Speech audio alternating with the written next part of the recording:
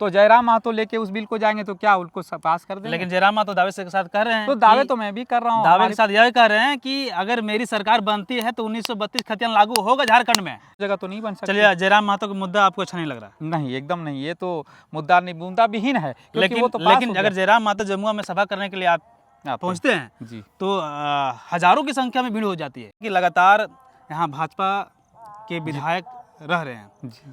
तो क्या pre planning आपके पास है, अनिल चौधरी जी के पास है जी। जो भाजपा के मजबूत कैंडिडेट या विधायक, वर्तमान विधायक को हरा सके? क्या प्लानिंग कुछ है? तो यदि मुझे मौका मिलता तो मैं जरूर कहूंगा कि मेरे पिताजी ने हराया तो मैं भी उसे हराऊंगा। चलिए, क्या बात है। इंडिया गठबंधन जिसको भी निर्धारित करेगी कि इंडिया गठबंधन कांग्रेस पार्टी या कोई भी जो गठबंधन के साथी है उनमें से किसको टिकट दिया जाए, कांग्रेस को दिया जाए, जेएमएम को दिया जाए, हम लोग राजद को दिया जाए, तो उस तरह से ही डिसाइड होगा। यदि कांग्रेस पार्टी को टिकट यहाँ पे जमुआ विधानसभा में मिलता है, मेरे पिताजी का संपर्क था सभी से, बड़े बड़े नेताओं से संपर्क था, तो वो नेता का संपर्क मेरे से भी है, मैं उन लोगों से लगातार मिलता हूँ, मुझे आश्वासन भी मिल रहा है लगातार। तो अब तो यहाँ की जनता, वैसे तो बड़े बड़े नेता डिसाइड नहीं करते हैं, यहाँ के जो आम पब्लिक है वही डिसाइड करेंगे हमारा नेता कौन होना चाहिए। अनिल माथा को अगर प्रतिनिधित्व करने का मौका मिलता है तो उसके पास क्या प्री प्लानिंग है, कुछ जमुआ को क्या कुछ दे पाएंगे? नहीं, बहुत अच्छा क्वेश्चन है विकास जी आपका। आप एक युवा होकर के एक युवा को साथ नहीं दे रहे हैं। नहीं, ये तो मुद्दा नहीं। देखो, चुनाव लड़ने का हक सबको है, हम भी चुनाव लड़ेंगे, वो भी लड़ेंगे। आगामी विधानसभा चुनाव को लेकर के विभिन्न पार्टियों में सरगर्मी तेज हो चुकी है। जैसे आप जान रहे हैं, कुछ ही दिन बचा है झारखंड में आगामी विधानसभा चुनाव होने को लेकर के, और इसको लेकर के पार्टी से लेकर के कार्यकर्ताओं में इसका सरगर्मी तेज देखा जा रहा है, और कह सकते हैं लगातार इसको लेकर के जन समस्या सुन रहे हैं, और वहीं कह सकते हैं जनसभा भी होने लगा है जगह जगह पर। मेरे साथ बातचीत करने के लिए पूर्व विधायक चंद्रिका माथा जी का पुत्र अनिल माथा जी हैं, जो जमुआ विधानसभा से बिलोंग करते हैं। आपको बता दें कि चंद्रिका माथा जी जमुआ विधानसभा में नेतृत्व कर चुके हैं, जो उनका जो कार्यकाल रहा वो बेहतरीन रहा और एक मिसाल रहा। अभी फ़िलहाल नहीं रहे, मैं उनका नमन करता हूं, श्रद्धांजलि अर्पित करता हूं, लेकिन उसके नक्शे कदम पर चलने के लिए उनके पुत्र अनिल माथा जी मेरे साथ हैं, और ये चाहते हैं कि जमुआ विधानसभा का हम नेतृत्व करें, जनता मुझे मौका दे और जमुआ विधानसभा को एक अलग हम पहचान दें, अरे एक अलग लेवल पर पहुंचाने का हम काम करें। लेकिन लगातार इसका प्रयास जारी है, और अभी इंडिया गठबंधन झारखंड में सीट शेयरिंग को लेकर के भी इस मामले पर चल रही है, तो यह भी कहना जल्दबाजी हो जाएगा कि इंडिया गठबंधन जमुआ विधानसभा सीट जो है किसके खाते में जाती है, यह कहना मुश्किल। अनिल जी, सबसे पहले आपको झारखंडी जोहार और अपना ग्रिड पर स्वागत है। नमस्कार। आपके माध्यम से आपको और तमाम जमुआ के जनता जनार्दन को नमस्कार, जोहार, अभिनंदन करूंगा। चलिए, अभी फिलहाल आप कैसे हैं? मैं बहुत अच्छा हूं विकास जी। आपने मुझे आपके साथ बातचीत का मौका दिया, इसके लिए मैं आपको बहुत बहुत धन्यवाद कहूँगा। चलिए, अभी फिलहाल देखा जा रहा है कि आप कहीं दूर में पढ़ाई करते थे, अच्छे पढ़े लिखे युवा हैं, और आपके पिताजी गुजरने के बाद अब जमुआ विधानसभा क्षेत्र के जनता के बीच में आप आना जाना लगा है जी। तो क्या लग रहा है जनता को, मैसेज क्या देना चाहते हैं कि आप चुनाव लड़ना चाहते हैं, जमुआ विधानसभा वासियों को, जनता को आप सेवा करना चाहते हैं, या क्या कुछ करना चाहते हैं? जी, आपने सही बोला कि जब तक मेरे पिताजी थे तो मुझे ऐसा अवसर नहीं मिला कि मैं जनता के बीच जाऊं। हाँ, कभी कभी मैं जाता था अपने पिताजी के साथ, लेकिन एक समय होता है, आप यदि पढ़े लिखे होंगे तो जनता के बीच जाएंगे तो आपकी जानकारी, लोगों के जो समस्या होगा उसको अच्छे से समझ सकेंगे, सरकार की जन कल्याणकारी जो योजना होती है उसको अच्छे से बता सकेंगे। तो एक समय तक मेरे पिताजी ने मुझे उतना पढ़ा दिया कि लोगों के बीच जब मैं जाऊँगा तो अच्छे से लोग के साथ बात कर सकता हूँ, लोगों की समस्या सुन सकता हूँ। तो आप जानते होंगे कि मैं IIT से पढ़ा लिखा हूँ, IIT में पहुँचना लोगों के लिए थोड़ा सपना होता है, तो मेरे पिताजी ने वहाँ पढ़ाया। उसके बाद मैं अभी फ़िलहाल PhD कर रहा हूँ, और उससे पहले मैं 2 बार JPSC का इंटरव्यू भी दिया हूँ। तो पढ़ाई के मामले में मेरे पिताजी ने उतना कुछ पढ़ा दिया है कि मैं जनता की समस्या को अच्छे से समझ सकता हूँ, और उस समस्या को कैसे निदान करूँगा वो भी मैं आसानी से कर सकता हूँ। जी बिल्कुल। तो यह कहना गलत नहीं होगा, क्योंकि झारखंड में जो राजनीति गलियारों में आप कुछ चेहरा आप जो देखते हैं वो बहुत कम पढ़े लिखे लोग रहते हैं। वैसे लोग नेता बनते हैं और प्रतिनिधित्व करने का काम करते हैं, लेकिन इस बीच क्या होता है कि सही ढंग से उस क्षेत्र का प्रतिनिधित्व नहीं कर पाते हैं, क्योंकि कम पढ़े लिखे रहने के कारण। जैसे आप जानते होंगे झारखंड में टाइगर जयराम महतो की पार्टी है, वे भी पढ़े लिखे युवा हैं, काफ़ी अग्रेसिव मूड में बोलते हैं और वे पीएचडी कर रहे हैं और ये भी पीएचडी अभी जारी है। तो आप समझिए झारखंड का जो नेता बनने वाले हैं 2 पीएचडी डिग्री वाले होंगे और होंगे, ये कहना गलत नहीं होगा। हालांकि मेरे जानकारी से नहीं है, लेकिन ये अनिल माथा जी पीएचडी कर रहे हैं। तो नेताजी या अनिल भाई, क्या आप जमुआ विधानसभा से किस पार्टी से लड़ना चाह रहे हैं? देखिए, मेरे पिताजी कांग्रेस पार्टी में सम्मिलित हो चुके थे। आप लोग जानते होंगे कि बहुत बड़ी सभा किए थे और सभा के माध्यम से खुद तो शामिल हुए, मेरे पूरे परिवार को कांग्रेस पार्टी में शामिल करवा दिए थे। तो हम लोग कांग्रेस पार्टी के सदस्य हैं और फिलहाल अभी इंडिया गठबंधन के सदस्य हैं। तो इंडिया गठबंधन जिसको भी निर्धारित करेगी कि इंडिया गठबंधन कांग्रेस पार्टी या कोई भी जो गठबंधन के साथी है उनमें से किसको टिकट दिया जाए, कांग्रेस को दिया जाए, जेएमएम को दिया जाए, हम लोग राजद को दिया जाए, तो उस तरह से ही डिसाइड होगा। यदि कांग्रेस पार्टी को टिकट यहाँ पे जमुआ विधानसभा में मिलता है तो निश्चित ही उसका उम्मीदवार मैं हो सकता हूँ। जमुआ विधानसभा में कई प्रत्याशी सामने आ रहे हैं, चाहे एनडीए की बात कर रहे हैं, चाहे इंडिया गठबंधन की बात करें जी। ऐसे में आप इंडिया के खाते में जा रहे हैं, इंडिया गठबंधन के खाते में, तो क्या लगता है कि कांग्रेस पार्टी के खाते में जमुआ विधानसभा आएगी सीट? ऑफकोर्स इससे पहले आप देखे होंगे कि यहाँ पे इंडिया गठबंधन की जो भी प्रत्याशी थी, चाहे तो कांग्रेस का ही मदद था कि उनको इतना वोट मिला था। तो अभी तो संभावना ज़्यादा जाता है कि यदि इंडिया गठबंधन में से कांग्रेस को टिकट मिलता है तो हम लोग जीत निश्चित ही दर्ज करने वाले। और वहीं तो दूसरे अभी जो पार्टी आपके साथ में है, राजद पार्टी हैं और जो पार्टी हैं माले पार्टी हैं, जेएमएम हैं, तो वे लोग भी दावे पूरा ठोक रहे हैं, ताल ठोक रहे हैं जमुआ विधानसभा के लिए कि नहीं मुझे सीट मिलना चाहिए। यह भी कह रहे हैं कि राजद से यहाँ 2 बार विधानसभा सीट हम लोग रह चुके हैं, विधायक मेरा रह चुका है जमुआ से, तो मुझे मिलना चाहिए। कांग्रेस कभी भी इस सीट से नहीं जीती है और नहीं जीत पाएगा। अगर राजद को टिकट मिलता है तो हम निश्चित जीत दर्ज करेंगे। देखिए, कहीं ना कहीं राजनीति में बहुत ज़्यादा पास्ट या तो पुरानी बात को नहीं देखा जाता है। जो वर्तमान सिनेरियो है, जो वर्तमान परिप्रेक्ष्य है, निश्चित ही उसके अनुसार से ही ये सोचा जाता है कि किनको मिलना चाहिए सीट, कौन से उम्मीदवार यहाँ से चुनाव जीत सकते हैं या कौन सी पार्टी यहाँ पे चुनाव निकाल सकती है, वही परिप्रेक्ष्य देखा जाता है। बहुत ज़्यादा जैसे अब हम अटल बिहारी वाजपेयी समय की बात करें या तो फिर अब अडवाणी मतलब क्या बोलें उनको, सोनिया गांधी जी का समय का बात करें, तो समय एक होता है, समय की बात है। तो वर्तमान परिप्रेक्ष्य कहीं ना कहीं देखा जाता है राजनीति में कि वर्तमान में चल क्या रहा है, किनके साथ जनता जुड़ा हुआ है, उसके आधार से ही सीट शेयरिंग होगा और लास्ट चुनाव में किसका परफॉर्मेंस कैसा रहा उसके अनुसार से होगा। जहाँ तक मुझे पता जो लगता है उसी के अनुसार से सीट शेयरिंग होगा हम लोग का, क्योंकि पिछले बार और जगह जैसे सीट शेयरिंग हुआ था तो उसी के अनुसार से इस बार भी डिसाइड होगा कि उम्मीदवार किसको बनाया जाए। कांग्रेस सीट के लिए बहुत दावे से आप बात कर रहे हैं, क्या लगता है कि कांग्रेस के आला अधिकारी से, उच्च आला अधिकारी से बात हुई है क्या? कांग्रेस से बड़े बड़े नेताओं से तो संपर्क मेरा है ही। आप सोशल मीडिया के माध्यम से आप लगातार देख भी रहे होंगे कि मेरे पिताजी का संपर्क था, सभी से, बड़े बड़े नेताओं से संपर्क था। तो वो नेता का संपर्क मेरे से भी है, मैं उन लोगों से लगातार मिलता हूँ, मुझे आश्वासन भी मिल रहा है लगातार।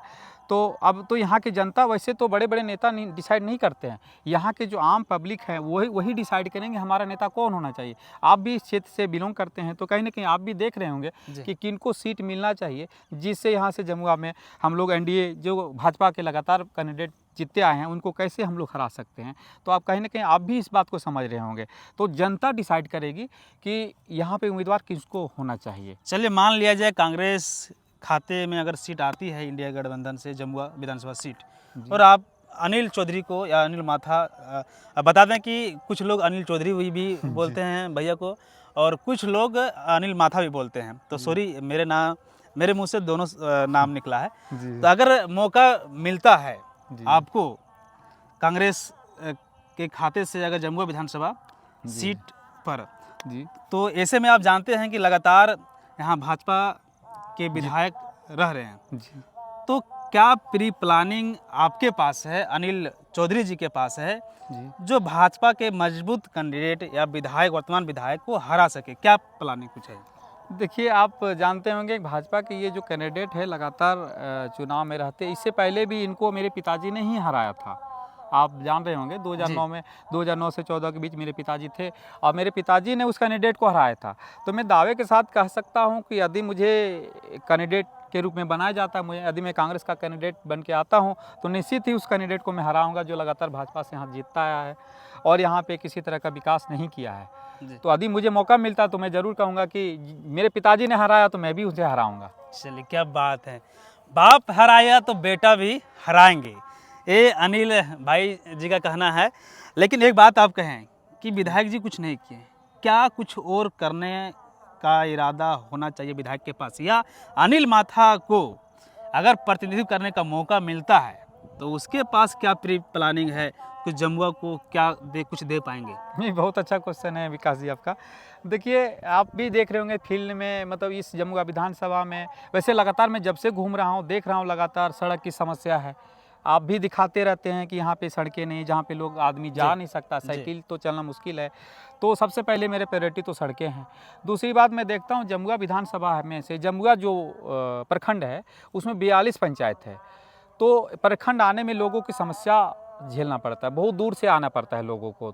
इस तरह से यदि इसका जमुआ प्रखंड को छोटे छोटे टुकड़ों में कर दिया, जैसे नौडिहा एक प्रखंड बन जाए, जीरोडी प्रखंड बन जाए, ये होना चाहिए था, पहले होना चाहिए। तो यदि हो जाता तो लोगों को इतना दूर नहीं आना पड़ता। तो ये 2 प्रखंड और बनना चाहिए, हीरोडी और नौडिहा।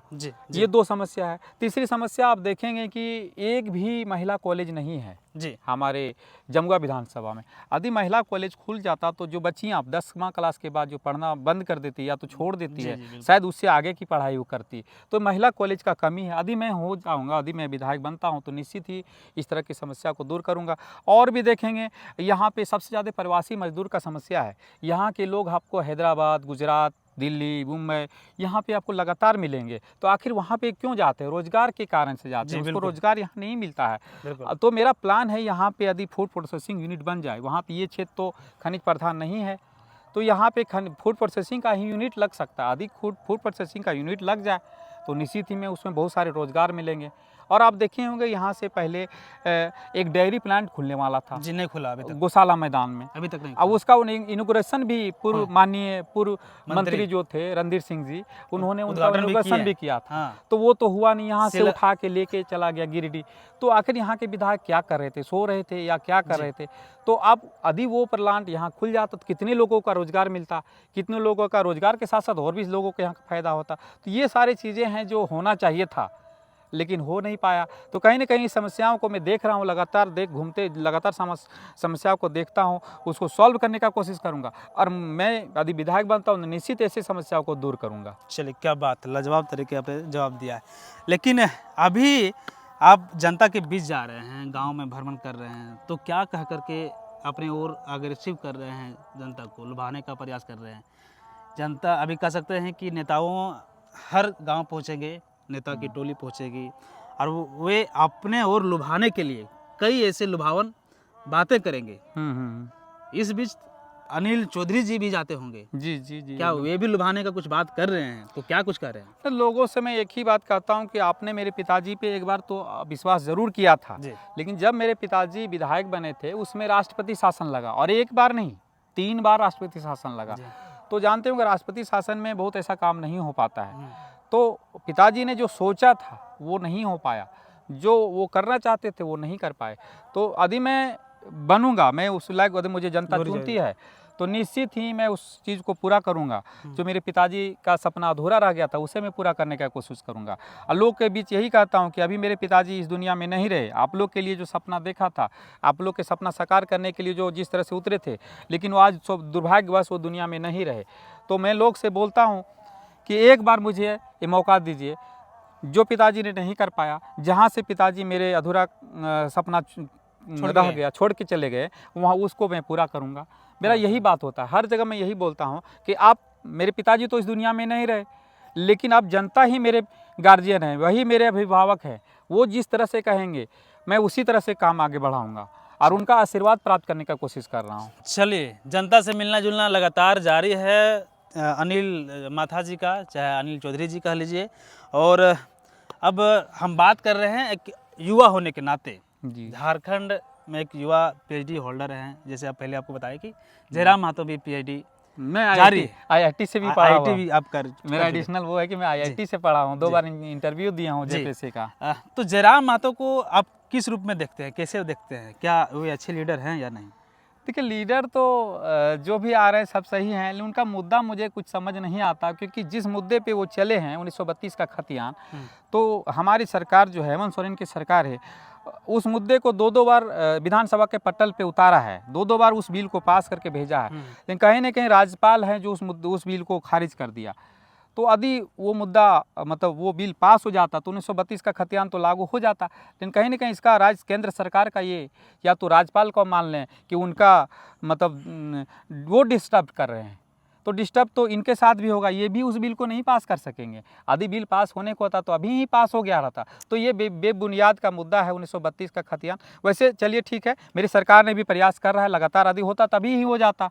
वो 5 साल बाद, ऐसा नहीं कि 5 साल बाद होगा, होने को होता तो अभी भी 2-2 बार आप जान रहे होंगे कि विधानसभा में 2 बार इस बिल को पास किया गया है और राज्यपाल के पास भेजा गया। यदि राज्यपाल महोदय यदि उसको साइन कर देते तो वो बिल बन चुका होता।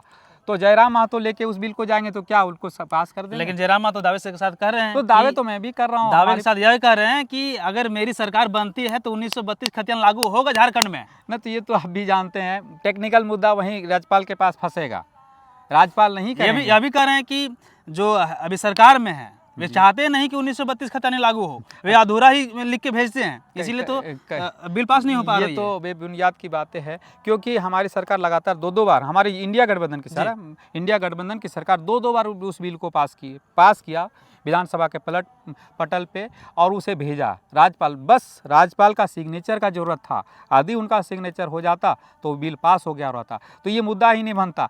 लेकिन आप कहाँ राज्यपाल को कैसे कन्विंस करेंगे, क्योंकि राज्यपाल तो केंद्र का भेजा हुआ होता है, केंद्र सरकार उसको यहाँ पे भेजती है, तो केंद्र सरकार नहीं चाह रही, आप केंद्र आपकी सरकार दोनों जगह तो नहीं बन सकती। चलिए, जयराम महतो का मुद्दा आपको अच्छा नहीं लग रहा? नहीं, एकदम नहीं, ये तो मुद्दा विहीन है। लेकिन अगर जयराम महतो जमुआ में सभा करने के लिए आप पहुंचते हैं जी, तो हजारों की संख्या में भीड़ हो जाती है।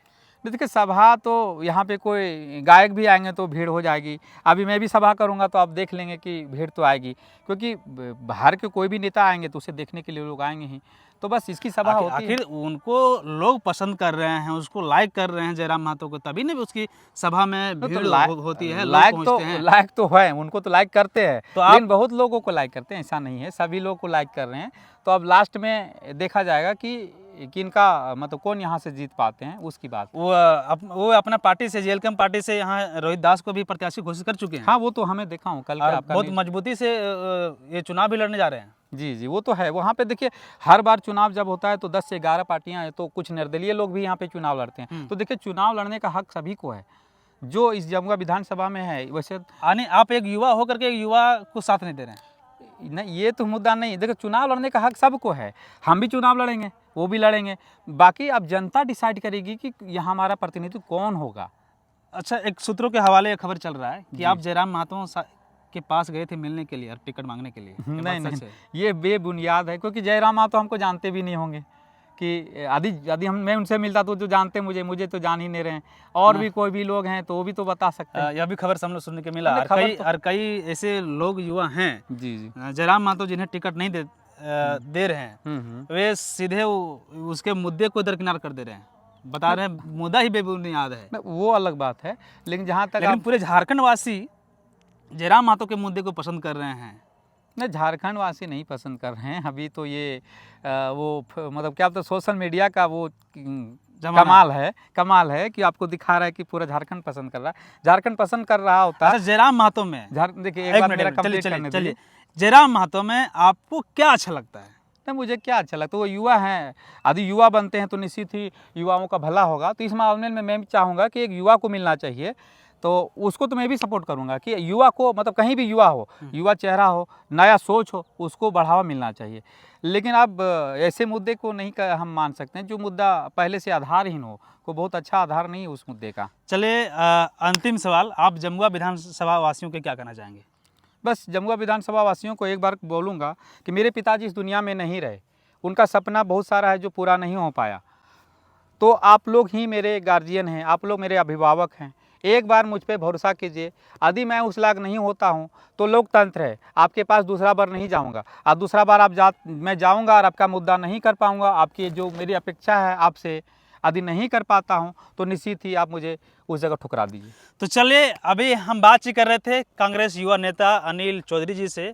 तो आपकी राय जो भी हो इसके प्रति, और आप जो भी सवाल जवाब बातचीत हुआ, तो आपको जो भी अच्छा लगे कमेंट कर ज़रूर बताइएगा। फिर हम मिलेंगे अगले वीडियो में। लेकिन हमारे चैनल पर आप नए होंगे तो सब्सक्राइब और फॉलो ज़रूर कीजिएगा। फिर हम मिलेंगे अगले वीडियो में, तब तक जय हिंद।